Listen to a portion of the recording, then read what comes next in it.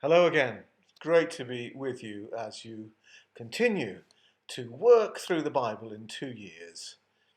Well, I know you've just had Titus, but before that, of course, was that grim and difficult book of Judges. And coming from Judges to Ruth, which is set in the time of the Judges, is great because you are moving from this grim tale to a book which overall is about being surprised by joy. Well, uh, it doesn't start with joy, of course. It starts with a bitter tale in this first chapter of um, loss, famine, loss of homeland for Naomi and Elimelech and her family. Um, And then, of course, the hammer blows of bereavement. First, the death of Elimelech, and then of Ruth's two sons, leaving her and Ruth and Orpah bereaved. So it doesn't start well.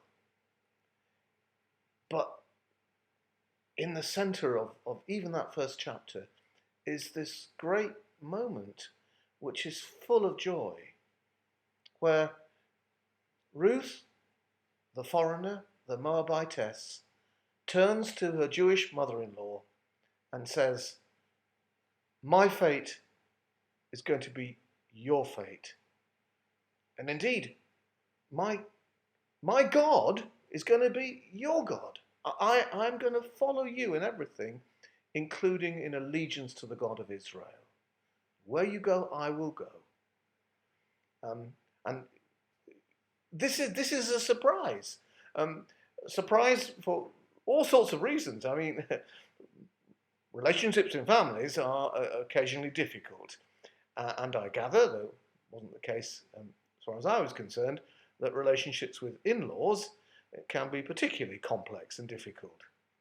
But there was something about Naomi, something about the grace and the pleasantness, and her name means pleasant one, that came out of her, which really made an impact on Ruth and surprisingly turns this foreigner not just towards uh, Naomi as a person, but towards her God, that, whose following um, had made Naomi the person she was. So she's attracted to all that she is, and surprisingly, she decides to become um, one of God's people. In effect, that's what's happening here. She's claiming the status of one of God's people, and this is a surprise.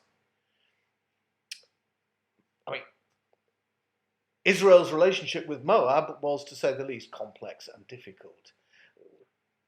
It could be, yes, a place of shelter in times of difficulty, but more often the relationship was characterized by conflict and indeed war. At one stage, of course, later on in the history, Israel conquers Moab, and the Moabites have a rebellion and throw them off in a very bloody and violent way. So that's around. That's around. And as we go through the story, we're going to find out something even more surprising.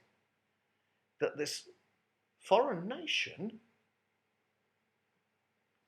with whom Israel has had a difficult and complex relationship, has produced the great-grandmother of David, the founder of Israel's royal house. This is very surprising that Israel should be led by a house whose origins in part lie in a foreign nation. I mean, of course, we'd find this difficult to understand. I mean, if somebody said to us, well, that the royal house of England comes from a nation which we've had a difficult and troubled relationship at times, say Germany, we would find that very hard to believe. So we'll just have to suspend our disbelief for a moment here and imagine the impact upon Israel of learning that David's ancestry is part Moabite, the ancestral enemy. That's a surprise.